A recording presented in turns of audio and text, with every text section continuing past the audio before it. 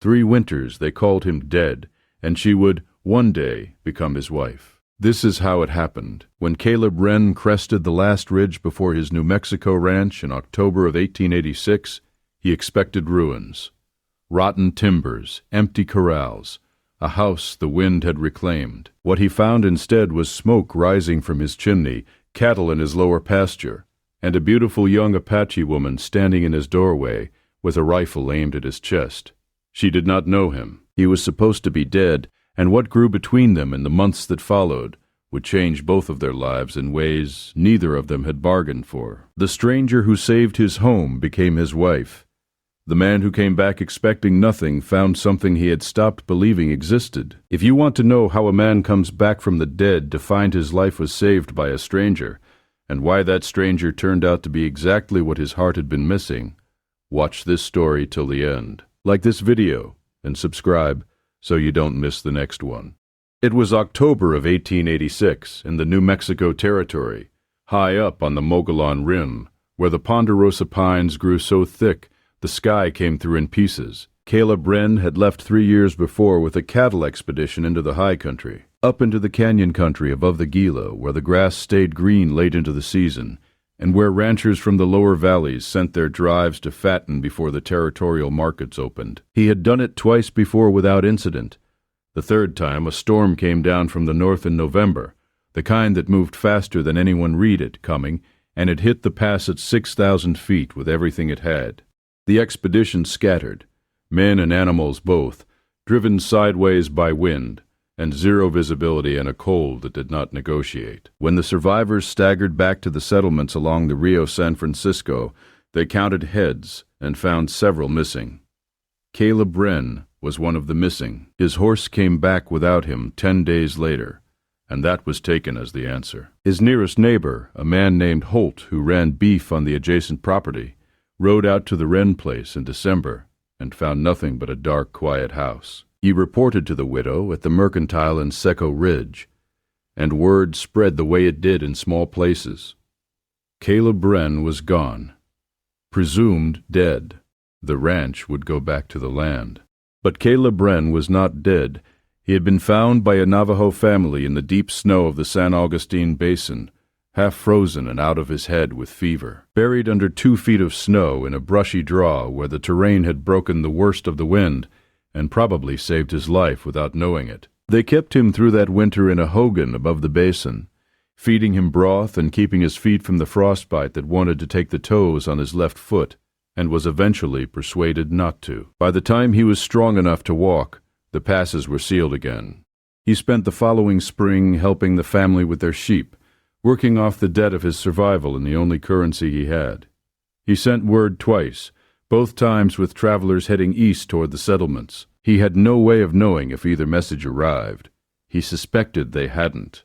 One winter became 2 when he fell from a ledge above a creek crossing in September. The leg broke at the shin in a way that a man on the frontier sat by himself and hoped for the best, and the best it gave him was a heel that took 8 months and left him with a limp that would follow him the rest of his life. By the time he was fit to travel the distances his ranch required, 3 years had passed since the storm. He bought a horse from a silver mine operation outside Mogollon with wages he'd earned in the tunnels through the winter. He rode north and then east into the high country he knew, thin and older and bearded, past recognition, his hands marked by everything those years had done to them. He came back expecting nothing. He had made himself expect nothing in the long, slow crawl of those years, because a man who expects nothing cannot be broken by what he doesn't find. He told himself the ranch would be rubble and boards, that the land would have gone to seed, and he would either start over or go somewhere entirely else.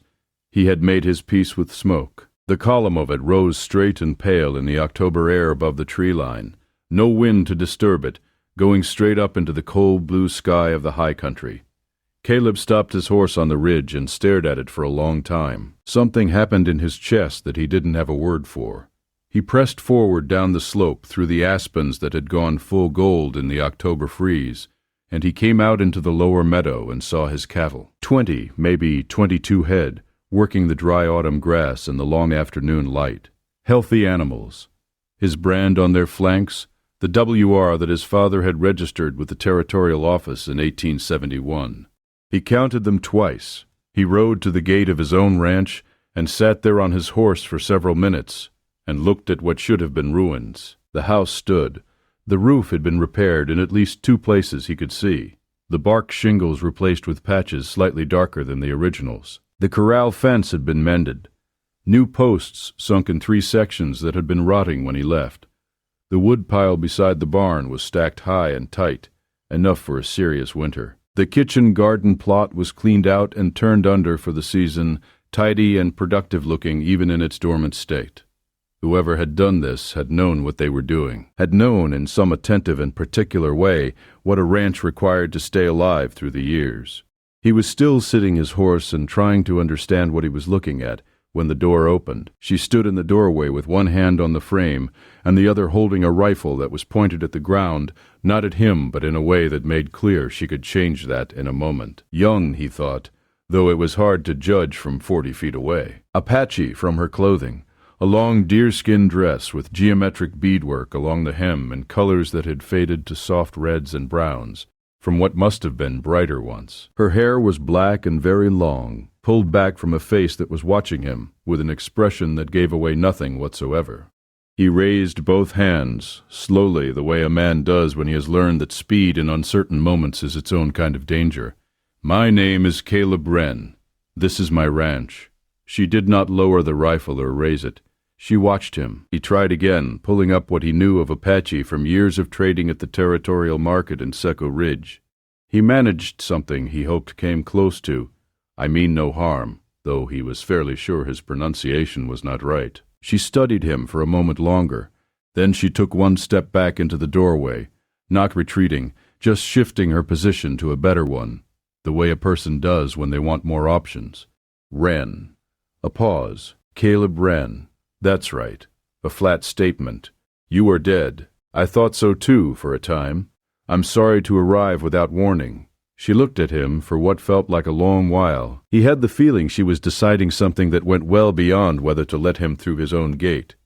Something that had to do with the full weight of a year and more spent managing this place alone. She lowered the rifle to her side.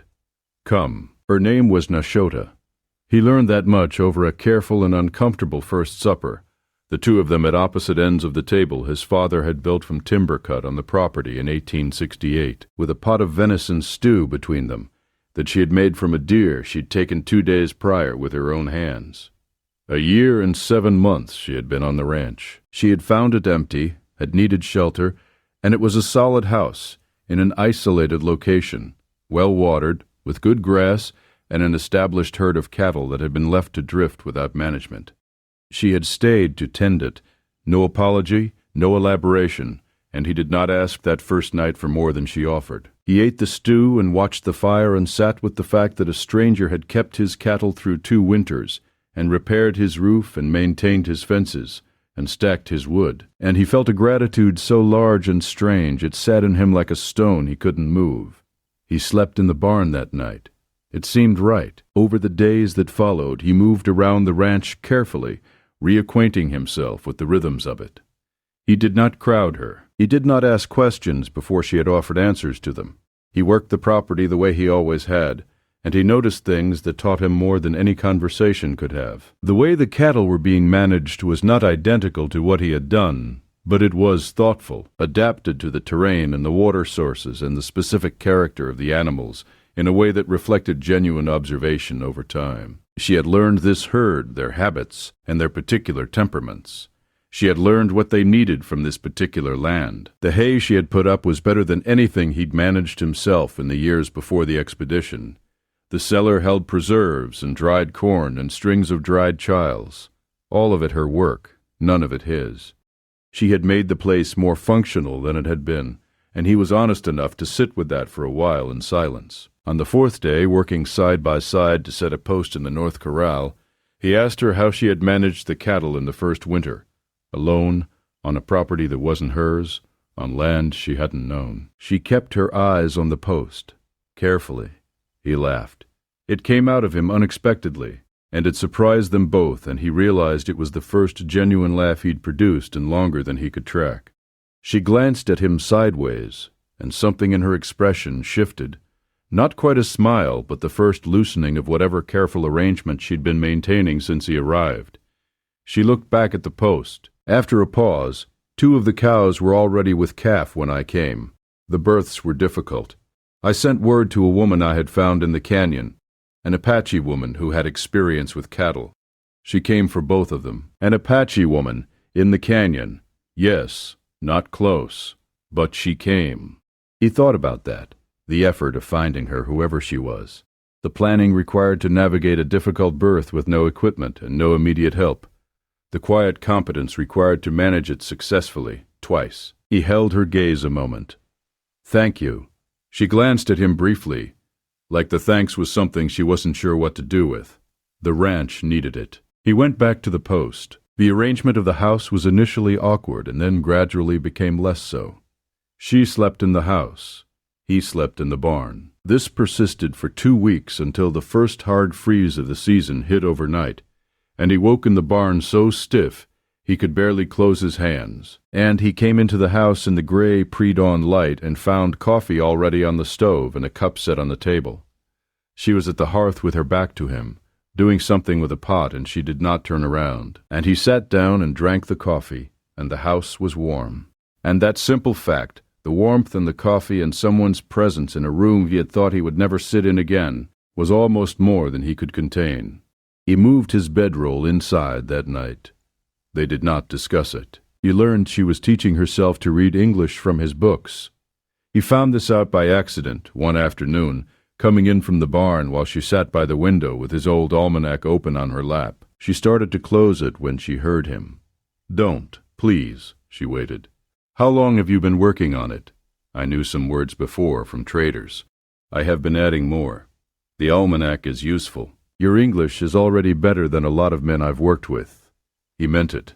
She looked down at the almanac. There were pencil marks in the margins, neat annotations and small, careful writing. She had been at this for a while and doing it systematically. He thought about that word she'd used. Useful. He thought about the way she applied that standard to everything around her, the pure economy of how she operated, holding nothing that didn't serve its purpose. He had met men with educations and money and opportunity who couldn't match what she had done here, and he was aware enough of his own history to know that. He felt something then that took him time to name, something like respect that went deep enough to be uncomfortable, because it came with the recognition that he had not expected it, and the discomfort of knowing that. The evenings became a slow conversation that took place over several weeks, adding a sentence or two at a time, the way you build a fire when the wood is wet. He moved her chair closer to his by degrees, not literally, but in the way the silences between them changed character. By November, the silences were less a performance of caution and more a shared thing, comfortable the way only quiet between people who don't need to fill it with noise can be. What she shared came in pieces. Fragments dropped into the ordinary rhythm of the days without much fanfare. Her mother had been from the Chiricahua country, the canyon lands south and west. She had lost her mother to the typhoid that moved through the camps in the early 80s. Around the same time, the territory was pushing Apache bands off their historical ground in ways that left people scattering in directions they hadn't chosen and didn't want. She had a brother who had been taken in the confusion of one of those movements, and she spoke of him once in a way that told him clearly the brother was dead, and she did not speak of him again. She knew the plants of the rim the way a doctor knows the body, what the yerba santa did for a cough, what the ephedra did for fever, what the monk's hood did if you had a different purpose in mind. She said this last part without any expression, and he did not ask questions he decided he didn't need answered. She had been engaged, once, to a man in her mother's band who had died before the marriage. She mentioned this in the particular way that people mention things they have processed enough to say aloud, but that still carry weight. He noticed she had mentioned it to him, which he understood was not nothing. One evening in November, far enough into the season that the fire was the main light in the room, she set aside the mending she'd been doing and looked up. Your wife. He looked up from the harness he was repairing. There is a chair. A nod toward the corner by the window. I did not move it. I thought it might belong to someone. The rocking chair in the corner. Clara had brought it from her family's house in 1880, the year they married. She had died of typhoid in 1882, 2 years before the expedition, and he had never moved the chair because he hadn't been ready to. And then he had left for the mountains, and the chair had simply been there, waiting in the same corner. My wife Clara, she died 4 years before I left for the Gila. Nashota looked at the fire for a moment. I thought it might be something like that. Why? She was quiet, choosing words. A man who loses his wife and does not sell his property, and goes instead into the mountains for 3 years, is not entirely attached to his life. He had not thought of it that way. He sat with it because she had said it plain reckoning. Maybe that's true. Maybe that was true. Is it still true? He looked around the room, at the fire, at the books on the shelf she had kept dusted, at the chair in the corner and the cup of coffee she had left at his place that morning, and the repaired harness in his hands, and the woman across from him who had held all of it together for a year and 7 months, without being asked and without any promise that it would mean anything. No, I don't think it is. She nodded. Such a small movement, but her hands, which had been folded tightly in her lap, loosened slightly, and he noticed it. What he did not know then was that she was not safe here, had not been safe in the full sense of the word, since long before she arrived. There was a man named Bernard Barrow who ran a trading compound near Pecos, the kind of operation that the territorial law tried to ignore on its better days, and was paid to ignore on its worse ones. In the chaos of the Apache removals of the early 80s, Barrow had offered what he called protection to several women from Nashota's band, who had lost their ground and their people, and were navigating a territory that had suddenly become hostile in all the ways that mattered. His protection came with expectations. Most of the women eventually complied, because the alternatives were worse, and because complying was not the same as agreeing. Nashota had not complied. She and 2 others had run separately in different directions, and she had gone north and found the empty Wren ranch and stayed because it was isolated and solid, and because no one who wanted her came looking in that particular place. She had been here a year and 7 months. She had half convinced herself the looking had stopped. Men like Barrow moved on to newer losses. She had not told Caleb any of this, because she did not want to lay her problem on a man still finding his footing after 3 years away, and because there was a particular kind of vulnerability in telling a man about the danger you'd brought to his door. She had learned, more than once in her life, that danger could change the way a man looked at you. From a person to a liability, she was not ready to find out whether Caleb Wren was that kind of man. December came cold and still to the high country. The first real snow of the season fell on a Tuesday, 3 inches by morning, and they went out together to check the cattle in the gray early light, and found them all present and accounted for, and huddled sensibly in the east pasture, out of the wind. She checked the calf they had been watching, a late-season animal that was smaller than it should have been and required extra attention. She knew its temperament and its specific habits by this point, knew which flank it favored and how it moved when it was uncomfortable, and she worked with it in the snow with the same quiet patience she brought to everything. Caleb watched her and fed the animal a handful of grain from his coat pocket, and the calf took it without much drama. You named it. It wasn't a question he had heard her use a word for the calf in Apache that she repeated consistently. She glanced at him. Not exactly, more like a description. What does it mean? Something like the one who always complains, because it always complains. He looked at the calf, which was in fact making a low, unhappy noise about the snow. That's accurate. She did something then that he had not seen from her before. She smiled. Not a full smile, not an open one, but real enough that he saw it plainly, and it changed the whole arrangement of her face. And he looked away at the calf because he didn't want to make something of it and cause her to put it away again. He thought about it for the rest of the morning. There were other moments like that. One, small windows that opened and then closed again. A week later she came into the barn while he was working on a broken wagon wheel, and stood watching him for a moment, and he handed her the linchpin he needed, without looking up, and she held it in place exactly where it needed to be while he hammered. And neither of them said anything because nothing needed saying. A few days after that, he came in from the field and found her at the stove with her hair loose from its usual arrangement, falling down her back in the way it did when she had been working close to the fire. And he stopped in the doorway, and she glanced back at him, and he said the first thing that came to him. which was that supper smelled good, and she turned back to the stove, and the answer was that it was, which was true, but was not the thing he had been thinking. He was aware by this point in the season that what was happening between them was happening. He was not sure what to do with that awareness. He was 41 years old and had been alone for 4 years, and before that he had been married to a woman he loved, and then lost, and the accumulated weight of all of that made him careful in ways he had not always been. He did not want to mistake gratitude for something else. He was not sure yet whether he was in danger of doing that, or whether what he felt was something different, something that would hold up to honest examination. He examined it honestly, over the course of several weeks, the way he examined fence lines and water sources, methodically and without wishful thinking. What he came to was this. He found her presence in a room changed the character of the room. He found her thinking about things sharper and more interesting than most of what he heard in Saco Ridge. He found that her silences were the kind he could inhabit without feeling the need to fill them, which was true of almost no one he had known. He did not know what to call all of that, but he was fairly sure it was not only gratitude.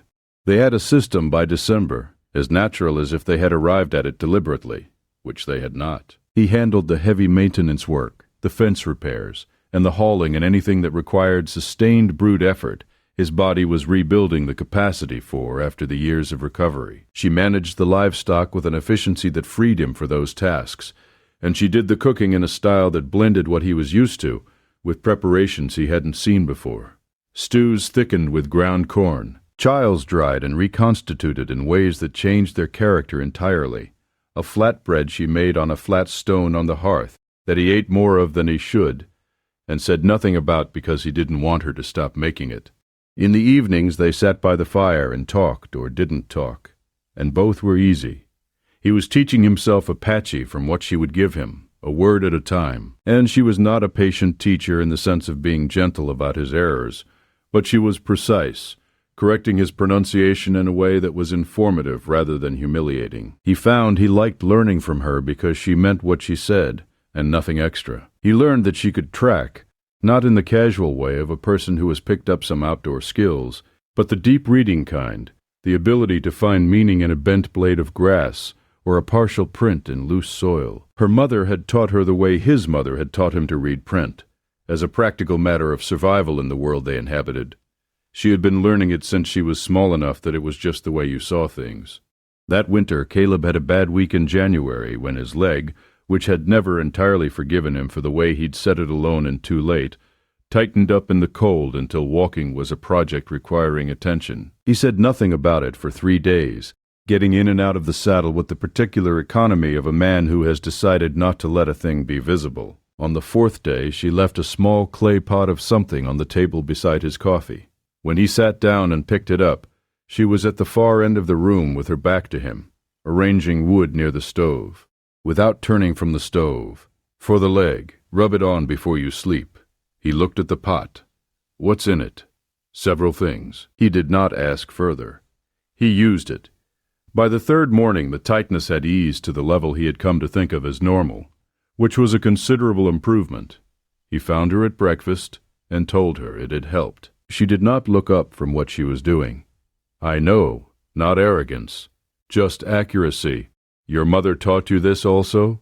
"Yes, and her aunt before her." He asked for the name of the plant. She gave him the Apache name, then the Spanish one, and when he looked blank, she told him where it grew on the south-facing slopes just above the property, a low shrub that most people walked past without knowing what it was. She went with him one afternoon to show him, and he understood for the first time that she walked through the world reading a layer of information he was not equipped to read, that the terrain he had lived on for years was, for her, a text he had barely learned the alphabet of. He learned the depth of her tracking one morning in January when they found a section of the north fence torn up, 3 posts pulled and the wire dragged into the trees. They followed the sign through the ponderosas for half a mile before she stopped and crouched and looked at the ground for a long moment. 4 men, 3 on horses, 1 on foot. The one on foot was doing the work. The others watched. Scouting, he thought. He kept the word to himself. She stood. Her voice was level. "Not after the cattle. They came close enough to see the house and went back." He looked at the signs she was reading, the disturbed pine duff and the partial hoofprints where the horses had circled. He could read some of it, not all of it. How long ago? 2 days, maybe 3. They went back to the ranch without speaking. He worked on the fence and she worked with the cattle, and he thought about who sends 4 men to look at a property without announcing themselves. And he thought about Barrow, whose name he didn't know yet, but whose existence he was beginning to sense around the edges of what Nashota wasn't telling him. He asked her that evening, not about Barrow specifically, because he didn't know to ask about Barrow. He asked her whether anyone knew she was here. She was quiet for a long moment. Possibly. He waited. There is a man, a trading man near Pecos. I left his place without his permission 2 years ago. He may be still looking. What does he want from you? Her eyes went to the fire, what men like that always want. He was quiet a moment. You should have told me. Not because it changes anything. Because I can't protect what I don't know about. She looked at him then, and there was something in her face that he hadn't seen before. Not vulnerability exactly, more like the moment a person stops bracing for a particular kind of response and realizes it isn't coming. His name is Barrow, Bernard Barrow. Tell me the rest of it. She did. It took a while, carefully, without self-pity. She laid out the facts, what Barrow's operation was, what he had offered, what he had expected, what had happened when she refused, where she had run and why, and how she had found the empty ranch and decided to stay. I held your house.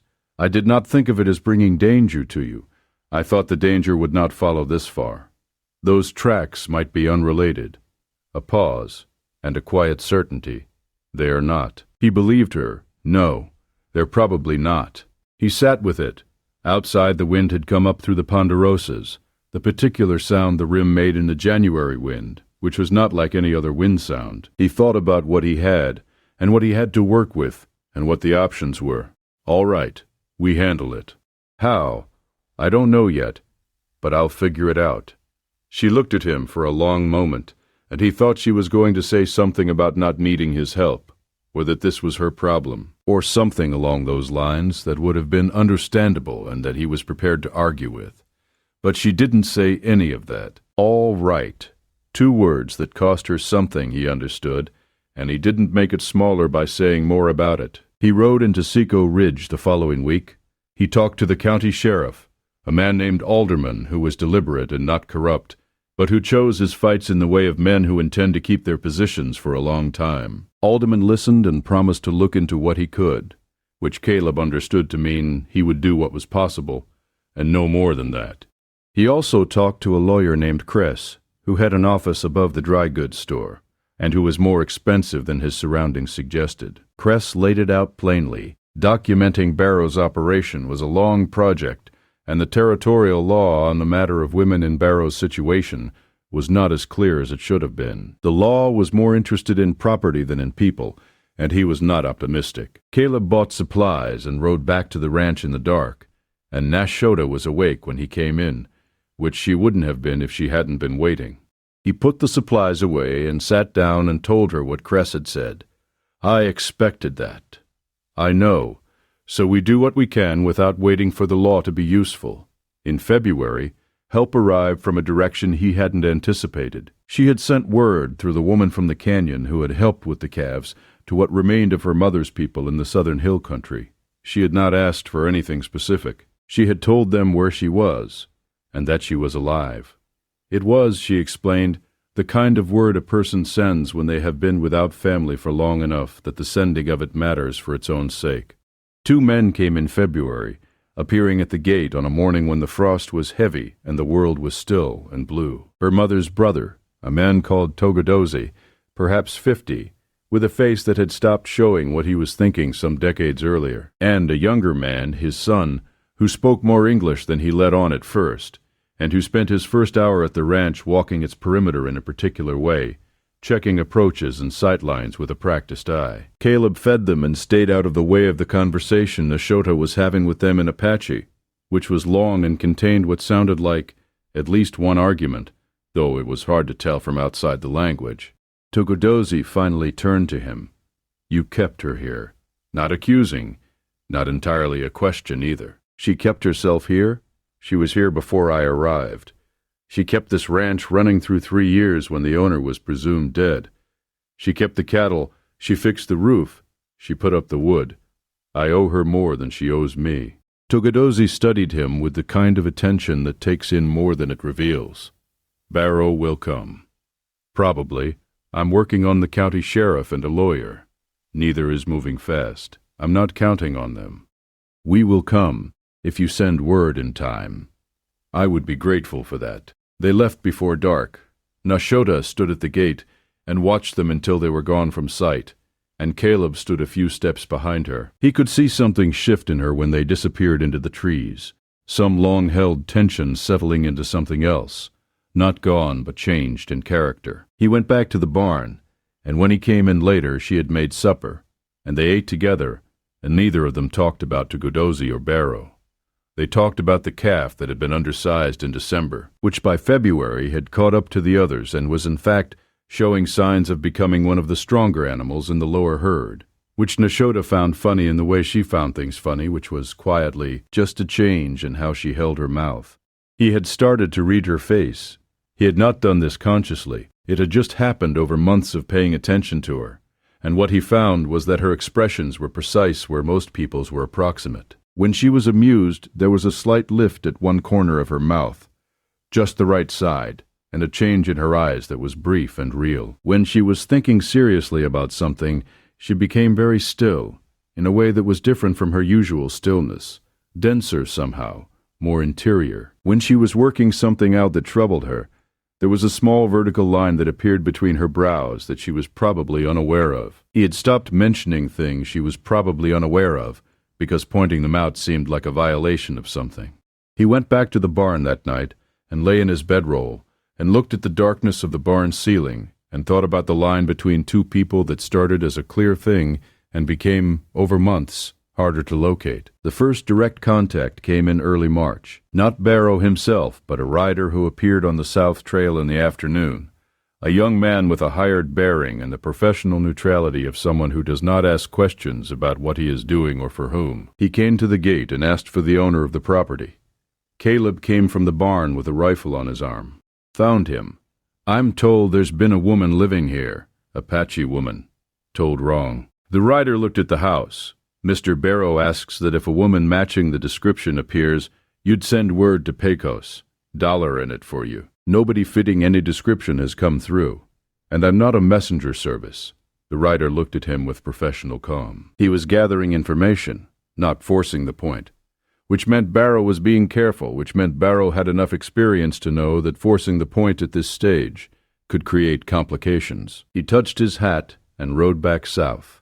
Caleb went inside. Nashota was at the hearth. She had heard every word through the window. They looked at each other across the room. "He'll come himself." "Yes, but not right away. He's establishing what he's dealing with first." Caleb sent word to Togodosee the next morning. He used the route she had used, through the canyon woman, and he sent a specific message, that the trouble was coming, and that when it came it would come from the south, and that he would be glad of their presence. The weeks between that message and Barrow's arrival were strange and ordinary at the same time. The ranch ran as it always did. The cattle needed tending, and the fences needed checking, and the woodpile needed building back up after the winter's use. They did these things with a steady attention, and beneath it a waiting that neither of them named, but both of them knew was there. He noticed that she had begun sleeping with the rifle closer to the bed. He noticed that she checked the south approach from the windows several times a day, in a pattern that looked casual but was not. He noticed these things, and he understood them, and he did not try to make them smaller by telling her it would be all right, because he didn't know that it would be, and she was not the kind of person you said that to anyway. What he did instead was work. He set 2 new fence posts on the east side where the sight lines were best. He moved the cattle closer to the barn for the season. He cleaned and loaded every firearm on the property, his rifle and hers, and his father's old pistol that still fired clean. He went over the approaches to the property, and thought about them the way he thought about terrain when he had to, methodically, from every angle.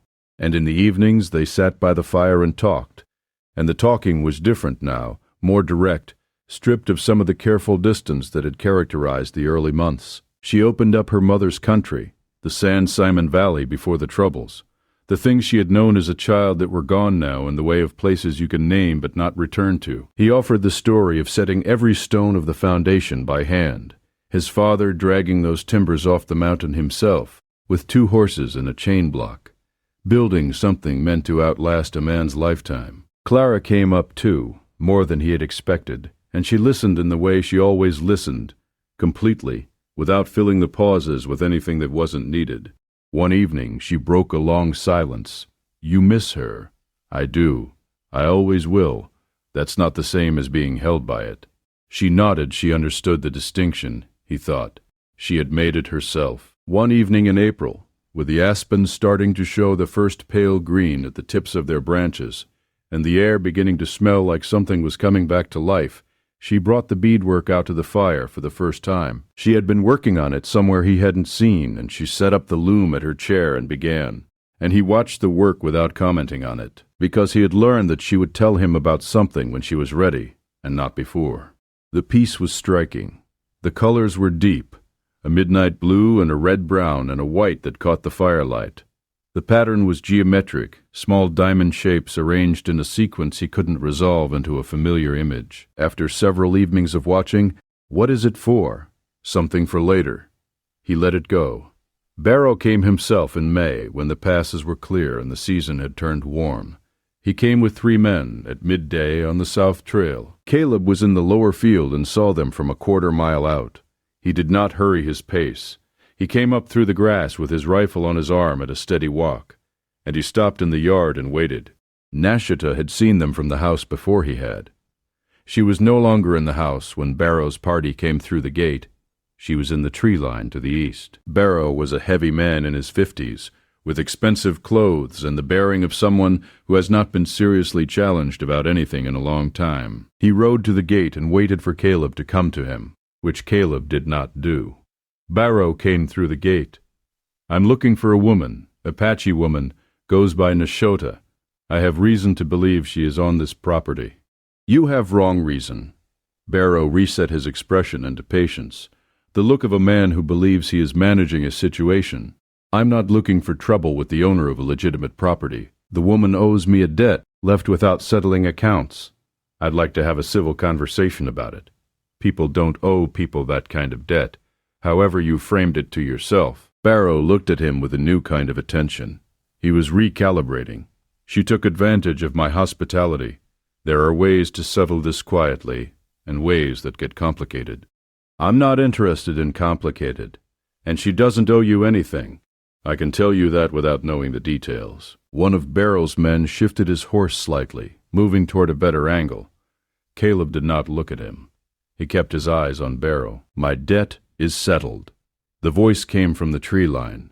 Nashota stepped out into the open, the rifle on her shoulder, and the man who had shifted his horse went for his pistol on reflex, and stopped when he saw she already had him in her sights at 50 yards, and that getting to her required going through Caleb first.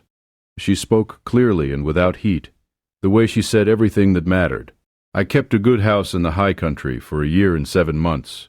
I held it through 2 winters. I kept the stock and the roof and the fire. What I owe you does not approach what that is worth. We are settled. We are done." Barrow turned to look at her. His expression was a complicated thing, surprise and fury and calculation moving across it in sequence. He was running the mathematics. 3 men, 2 of them now uncertain about what was in the tree line, against a woman with a rifle and a man with a rifle who had not flinched once, and behind Nashota, visible to anyone with eyes to see it, there were shapes in the trees that were not branches. Togodozi had come. He and his son and 2 other men, Apache men who had chosen their positions in the tree line before dawn, with the kind of attention to terrain that did not advertise itself. Barrow could not see them clearly, but he was old enough in the territory to know that what you couldn't see clearly in a ponderous stand at 50 yards was often more dangerous than what you could. "I filed a description of your operation with the territorial office in Santa Fe and with the county sheriff here, so whatever happens on this property today is documented before it starts." Barrow looked at him for a long time. He was a man who understood cost and benefit, with the clarity of someone who had built something and wanted to keep it. He turned his horse and rode back through the gate.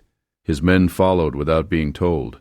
They went south on the trail and did not look back. Caleb stood in the yard until the sound of them was gone from the air, until the birds in the aspens had started up again, and the ordinary sounds of the afternoon had reasserted themselves. Then he walked toward the tree line, and Nashota came out to meet him in the middle of the yard, and they stood close enough that he could see both the steadiness in her and what that steadiness had cost. "Are you all right?" "Yes. You didn't tell me they were in the trees." She looked at him steadily. "You would have done the same without them. The difference is they came." He looked at her. She looked back. "They came for you." "Yes, and you did not send them away." He thought about that, about what it meant, in the calculus of the life she had been living for years before she found this place, that people came when she sent word and stayed when they arrived and were not turned away. "This is your place, too." She was quiet. "I mean it. You held it. You have as much right to it as I do. Maybe more, because you were here when I wasn't." She looked at the house, at the patched roof and the mended fence and the kitchen garden behind it, that was already showing the first green of the new planting. Her work, her arrangement, her knowledge of this particular soil. "That's not how it works. Not bitterly. Just accurately. I know. I'm not talking about how it works. I'm talking about what I think. Togodazi came out of the trees then, and his son, and the two men with them. There was a conversation between Togodazi and Nashota that lasted several minutes, and at the end of it Togodazi looked at Caleb with the same measuring attention he had given him in February. "She says, you are a man who does not send away what belongs. I try to be." Togodazi studied him for a moment. Then he nodded once, in the way of a man who has decided something and is not going to elaborate on what it is. They stayed for the evening meal, and left in the morning, and Caleb stood at the gate and watched them go, and Nashota stood beside him, and when they were out of sight, he let out a breath. "I'm glad they came." "So am I." They went back to work. June brought the high country summer, which was short in particular and different from any other summer. The heat mild and the night still cold, and the wildflowers coming out in the meadows in a way that made you stop what you were doing and look. Nashota knew the names of all of them, the scientific-sounding Spanish names the traders had given them, and the Apache names her mother had given them, and she offered both sometimes, depending on which seemed more accurate. He was replacing a section of barn roof when she came around the corner of the building and stopped at the base of the ladder. "You have been thinking about something for several weeks." He looked down at her from the roof. "How can you tell? You look at things for slightly too long, the way you do when you are working something out." He came down the ladder. He stood on the ground and looked at her and thought about several weeks of this, and the beadwork by the fire, and the thing Togodazi had said, and all the small accumulated weight of the last 8 months. "I want to ask you something. I know I can't give you back your mother's country, or the life you had before everything was scattered. I don't have that to give. What I have is this place, the ranch, the cattle we've both worked to bring back. A location that is good and that you know as well as I do, maybe better, and I would like it to be yours in every sense of the word, not just the work you've put into it." She was watching him carefully. "I'm asking you to marry me, if you're willing. I know it's a different world from what you came from, and I know I'm not what anyone would have planned, but I think you know what kind of man I am by now. I'm not asking you to give up what you are. I'm asking you to share what I have with someone who has already shown me how to see it better." The summer afternoon was very quiet. Somewhere in the lower pasture, one of the cattle moved through the grass. Her eyes went to the meadow for a moment, then back to him. "I stayed the first time for the house. It was a good house that needed tending. I know. I stayed after you came back for a different reason." He waited. She looked at him with those dark, steady eyes. "Yes." He let out a slow breath. The afternoon light came through the aspens at a long angle, the way it did in June in the high country, golden and clean. And the wildflowers were out in the meadow, and the cattle were in the lower pasture where they were supposed to be, and Nashota was standing in front of him with her answer, and the whole long, strange road that had brought them to this moment folded up behind them like something that had needed to happen exactly as it had. He held out his hand. She looked at it for a moment, and then she put her hand in his. They married in July. The ceremony satisfied both the county clerk in Seco Ridge, who was businesslike about it, and certain customs from Nashota's mother's tradition that Togodosee oversaw, which were not businesslike at all, but were more serious and more beautiful for that. Togodosee came, and his son, and several others from the hill country, who had known Nashota's mother. A handful of the ranchers from the Rim Valley came for Caleb, men who had known him long enough to want to stand in the sun for an hour to mark his return and his good fortune. The beadwork she had been making through the winter turned out to be a wide wristband, deep blue and red, brown, and white. She wore it that day. He asked her about it afterward when they were riding home, and she said it had been started in January, before he asked anything, before she knew what was coming. Why? She thought about it a moment. Because my hands needed to be doing something useful, and because the work was beautiful, and because I supposed I had some hope I was not yet ready to name. He rode beside her for a while without speaking. You made it in January. Yes. We were barely talking in January. I know. He thought about January, the coffee on the stove, the almanac with its pencil marks, the slow warming of the silences. You were always going to say yes. She kept her eyes on the trail. I was thinking about it, in a tone that meant approximately the same thing. He did not push it. He rode beside her the rest of the way home. And the afternoon went golden around them, and the cattle were in the pasture when they arrived. And the house his father had built was standing at the end of the drive with smoke coming from the chimney, because Togodosee's son had lit a fire for them before they left, a small kindness that caught him in the throat. The Wren ranch stayed and grew. They built a second room onto the house that fall, a larger bedroom, and another room the following spring that became a kind of study, where Nashota continued her reading, and where Caleb found, to his mild surprise, that he had opinions about books he had never opened before she arrived. The cattle operation expanded, managed in a way that blended his father's methods with what she had learned from the land itself, from the grass patterns, and the water and the behavior of the animals over seasons. Neighbors who had written Caleb off came to understand that his wife was not someone you underestimated, and most of them learned this quickly enough to need only the one lesson.